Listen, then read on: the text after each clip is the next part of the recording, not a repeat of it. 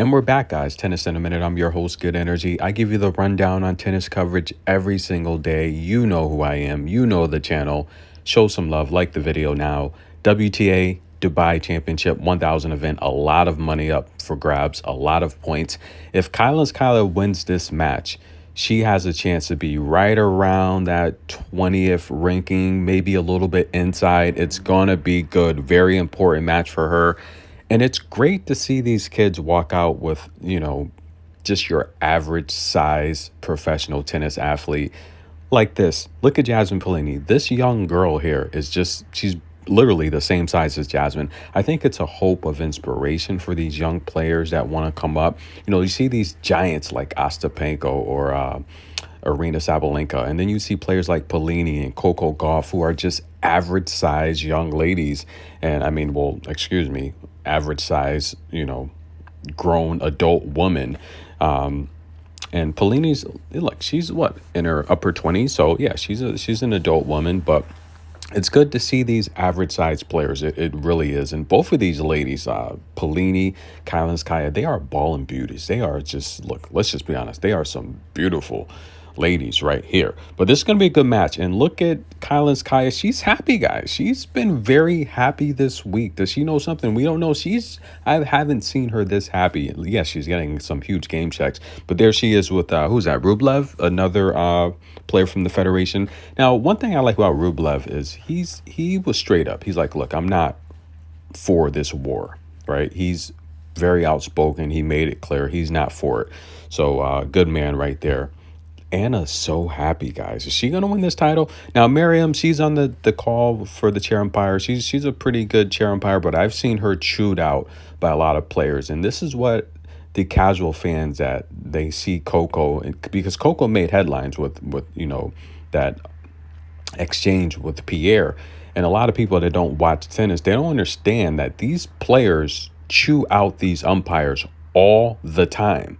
So when you see Coco, who has only done it twice. I've watched every Coco match. I've called every Coco match. She's only chewed out umpires twice, and it's because of repetitive mistakes, repeat mistakes. Now, let's go back to the U.S. Open with Laura Sigmund. Coco didn't complain till like the sixth time. She's like, look, that's enough. This guy, Pierre, she didn't complain till like the fourth mistake, and she's right on both. Now, me, someone that watches tennis all the time, you have players like Sinyakova calling chair umpires, are you blind? Disrespecting them. You got Azarenka just talking trash. Every match, literally, these players are chewing these chair umpires out. And these casual fans that don't watch tennis, they don't understand anything. They don't even know what they're talking about. I just played how Miriam, she's been chewed out all the time by these players. And, these casual fans that are bashing Coco, they have no idea what they're even talking about. And it's kind of sad because, they don't get it. And I think Andy Roddick put it best. Not only was Coco right, Pierre was lying. He was lying about lying. He was wrong about lying. And he's just not doing his job properly. We heard Victoria Azarenka say to a chair umpire, look, if you can't do your job, you shouldn't be up there. And it's as simple as that. Now, back to the match. Now, Anna's got, what, a 66% win probability, which is good. Anyone knows that if you like to wager, if you're in the 60 percentile range, you're making money. And anyone that follows this channel knows I've been 80% or better with all the free picks. So if you just listen to what I say, you'll make money. You might lose 2 out of 10, but you're winning 8 out of 10. So that's great. Now, Paolini, this is going to be a simple match for me. If Paolini can keep the exchanges short, she'll win the match and she'll win the points. If Anna Kalinskaya can extend these rallies, I'd probably say over 5 shots, she's going to win the points.